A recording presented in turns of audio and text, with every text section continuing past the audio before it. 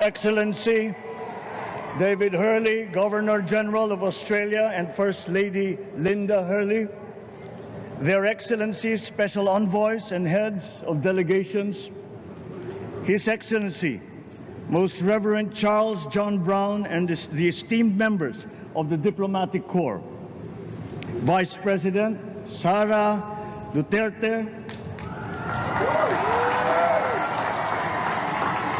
President Fidel Ramos, President Joseph Ejercito Estrada, President Gloria Macapagal Arroyo, Senate President Vicente Soto III, and the honorable members of the Philippine Senate, House Speaker Lord Alan J. Velasco, and the honorable members of the House of Representatives, Chief Justice Alexander Gesmundo, and the honorable justices of the Supreme Court, of course, First Lady Lisa Araneta, and my children, Alexander, Sandro, Simon, and Vincent. I cannot proceed without a special greeting, of course, to the former First Lady Imelda Romualdez Marcos,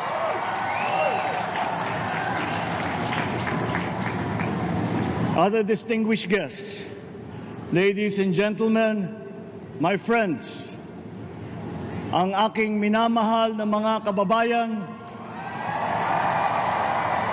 magandang tanghali po sa inyong lahat. This is a historic moment for us all. I feel it deep within me. You, the people, have spoken, and it is resounding. When my call for unity started to resonate with you, it did so because it echoed your yearnings, mirrored your sentiments, and expressed your hopes for family, for country, and for a better future. That is why it reverberated and amplified as it did, to deliver the biggest electoral mandate in the history of Philippine democracy.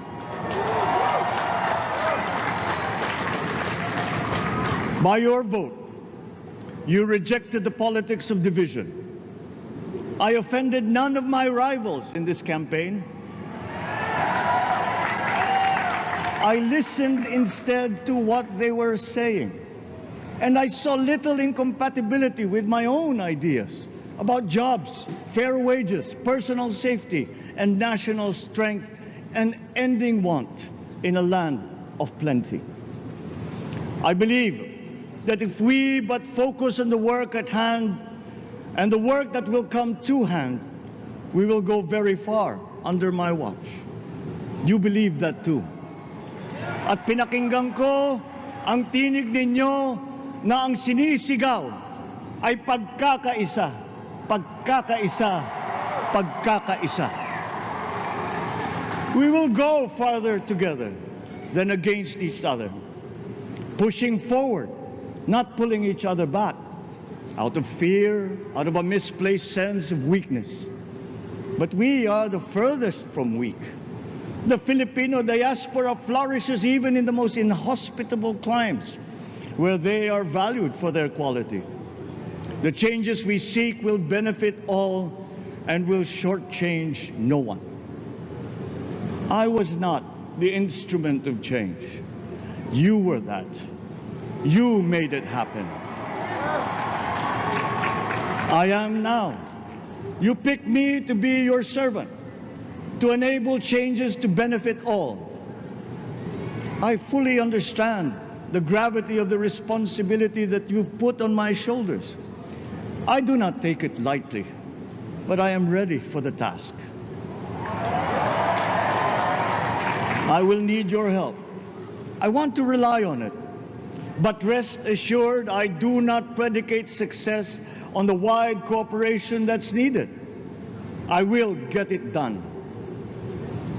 I once knew a man who saw what little had been achieved since independence. in a land of people with the greatest potential for achievement. And yet, they were poor. But he got it done, sometimes with the needed support, sometimes without. So will it be with his son. You will get no excuses from me.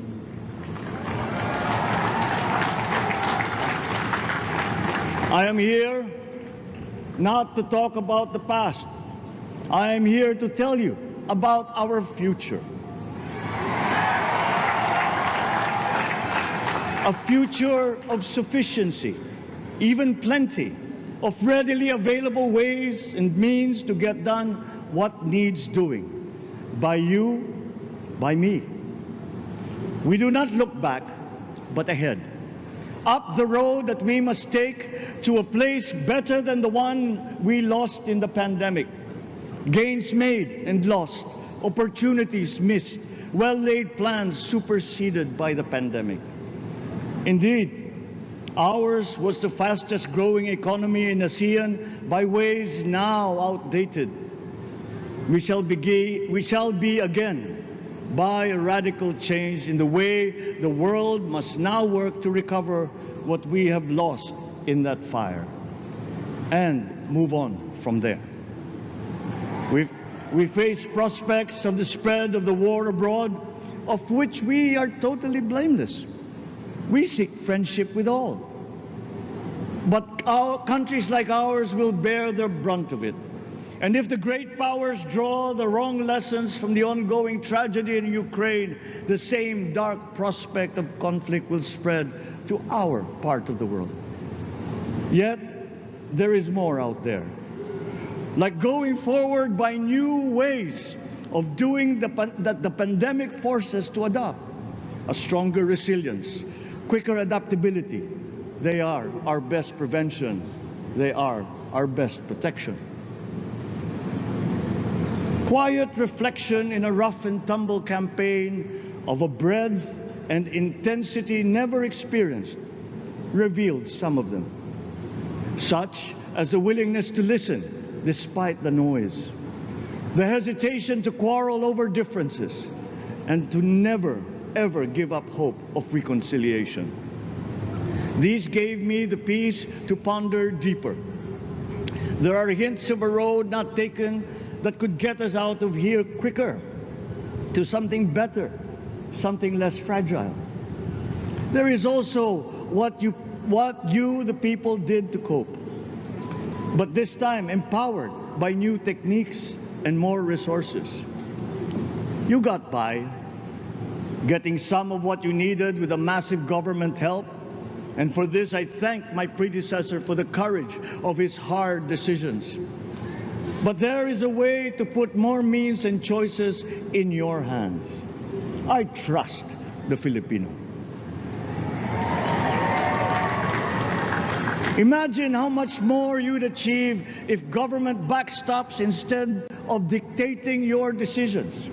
Always there to pick you up when you fall, giving what you need to get past a problem. Imagine if it invested in your self-empowerment to bring it closer to taking on whatever challenges come.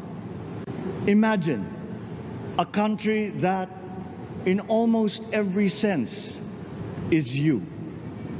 Now imagine what you and government can achieve together.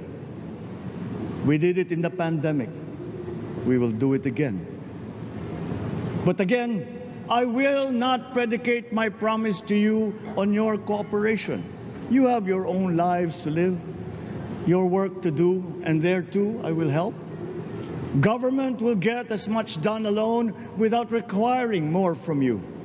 That is what government and public officials are for.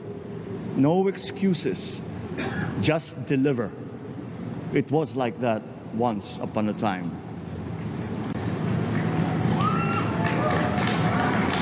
I did not talk much in this campaign. I did not bother to think of rebutting my rivals. Instead, I searched for promising approaches better than the usual solutions. I listened to you. I did not lecture you who has the biggest stake in our success. And the forthcoming State of the Nation will tell you exactly how we shall get this done. In this fresh chapter of our history, I extend my hand to all Filipinos. Come, let us put our shoulders to the wheel and give that wheel a faster turn to repair and to rebuild and to address challenges in new ways, to provide what all Filipinos need, to be all that we can. We are here to repair a house divided, to make it whole, and to stand strong again in the Bayanihan way, expressive of our nature as Filipinos. We shall seek, not scorn, dialogue. Listen respectfully to contrary views. Be open to suggestions coming from hard thinking and unsparing judgment. But always from us, Filipinos. We can trust no one else when it comes to what is best for us. Past history has often proven that. Solutions from outside divided us. None deepened our understanding. They were always at our expense. Never forget, we are Filipinos. One nation, one republic, indivisible. We resisted and never failed to defeat foreign attempts to break up our country in my father's watch. His strongest critics have conceded that. So let us all be part of the solution that we choose. In that lies the power to get it done. Always be open to differing views, but ever united in our chosen goal.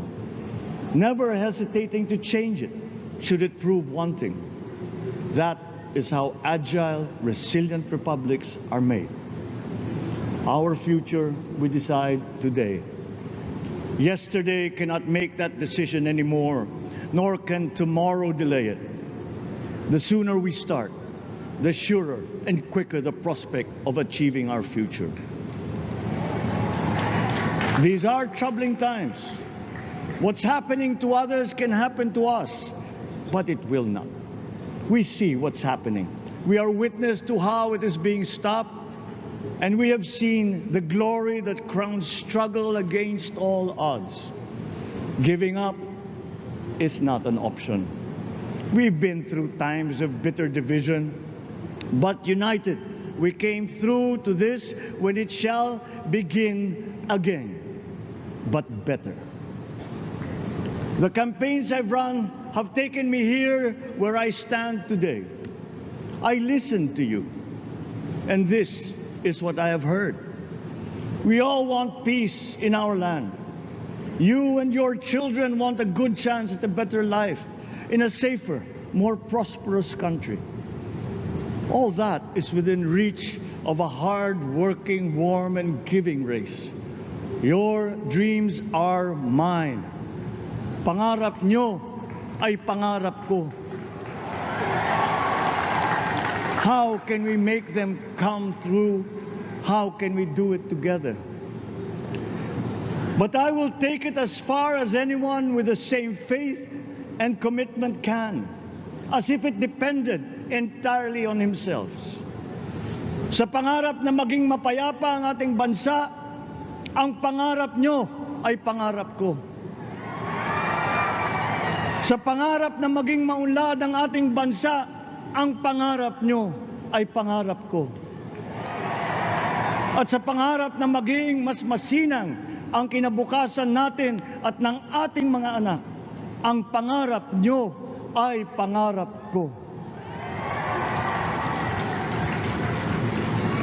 We are presently drawing up a comprehensive, all-inclusive plan for economic transformation.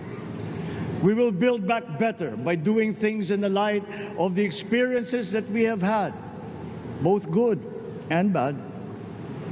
It doesn't matter. No looking back in anger or nostalgia.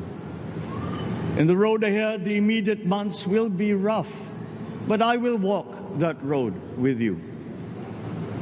The pandemic ravaged bigger economies than ours. The virus is not the only thing to blame. What had been well built was torn down. we will build it back better. The role of agriculture cries for the urgent attention that its neglect and misdirection now demands.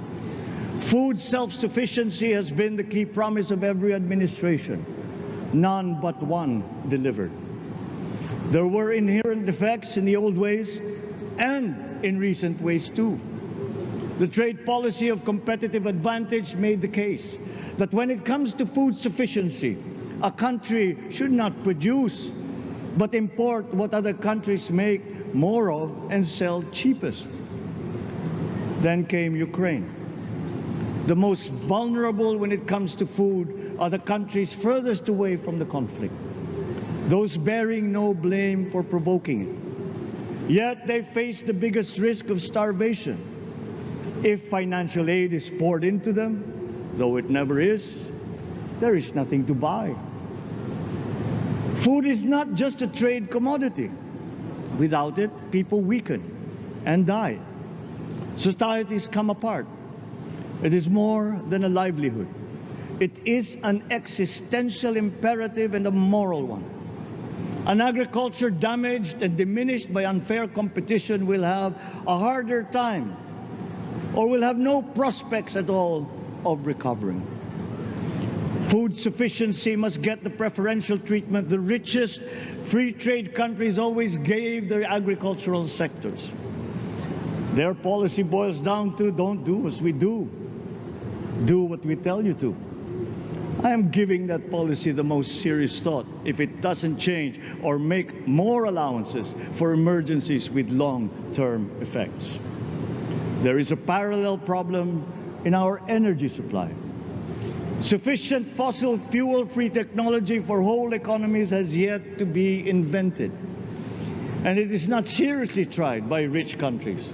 Again, consider the response of the richest countries to the war in Ukraine. But surely, a free world awash with oil can assure supplies. Or we will find a way. We are not far from oil and gas reserves that have already been developed. What we teach in our schools, the materials used must be rethought. I am not talking about history.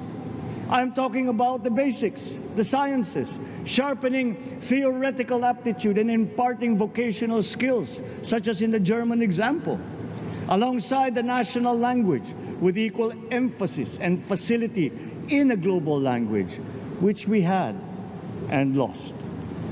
Let us give OFWs all the advantages we can for them to survive and to thrive.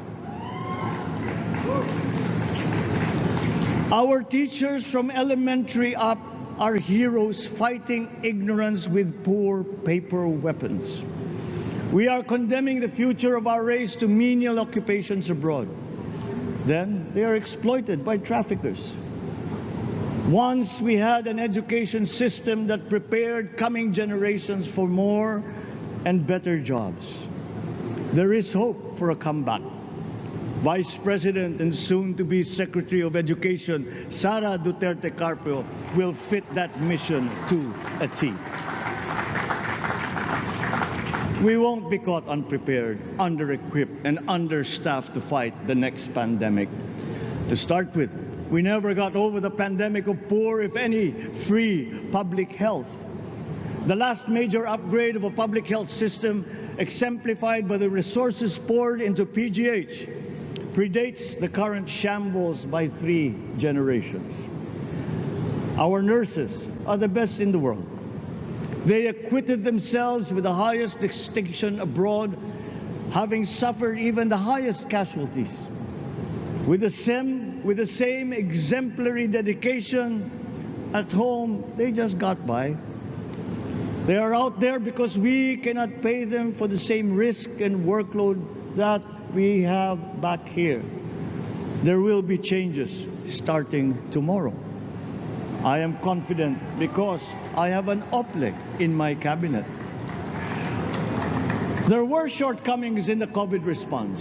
We will fix them out in the open. No more secrets in public health. Remember, I speak from experience. I was among the first to get COVID. It was not a walk in the park. My father built more and better roads, produced more rice than all administrations before his. President Rodrigo Roa Duterte built more and better than all the administrations succeeding my father's. Much has been built, and so well, that the economic dogma of dispersing industry to develop the least likely places has been upturned. Development was brought to them. Investors are now setting up industries along the promising routes built. And yet, the potential of this country is not exhausted. Following these giant steps, we will continue to build. I will complete on schedule the projects that have been started. I'm not interested in taking credit. I want to build on success that's already happening. We will be presenting the public with a comprehensive infrastructure plan. 6 years could be just about enough time. No part of our country will be neglected. Progress will be made wherever there are Filipinos, so no investment is wasted. The recovery of Philippine tourism, with its emphasis on accessing nature's beauty, I am sure will exceed expectations. And bigger is not always better, but there's something to be said for economies of scale. And yet the country invites investments in fast-rising industries with quick returns and inflicts irreparable damage for future generations. We have yet to see large-scale practical solutions to pollution, though some are beginning to emerge. But there are tried and proven new ways of mitigation. Blades have been turning over the sand dunes of Ilocos Norte, harnessing a power all around but unseen long before this day. I built them. The rich world talks a great deal but does a lot less about it than those with much less, but who suffer more death and destruction from climate change and lack of adaptation. We will look to our partners and friends to help the Philippines, who, despite having a very small carbon footprint, is at the highest risk. First, spare victims, then help them recover, and move on to lessen the harmful impact of climate change. We too have our part to play. We are the third biggest plastics polluter in the world, but we won't shirk from that responsibility. We will clean up. You will not be disappointed, so do not be afraid. With every difficult decision that I must make, I will keep foremost in my heart and in my mind the debt of gratitude I owe you for the honor and responsibility that you have conferred on me. Whatever is in a person to make changes for the better of others, I lay before you now in my commitment. I will try to spare you. You have your other responsibilities to carry. But I will not spare myself from shedding the last bead of sweat or giving the last ounce of courage and sacrifice. And if you ask me why I am so confident of the future, I will answer you simply that I have 110 million reasons to start with. Such is my faith in the Filipino.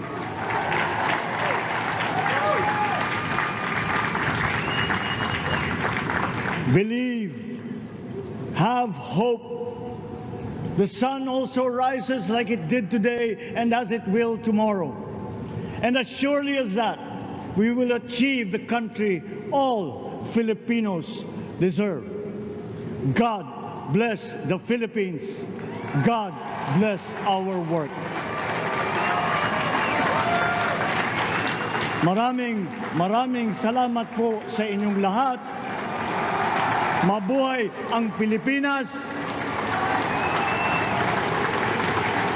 Magandang tanghali po.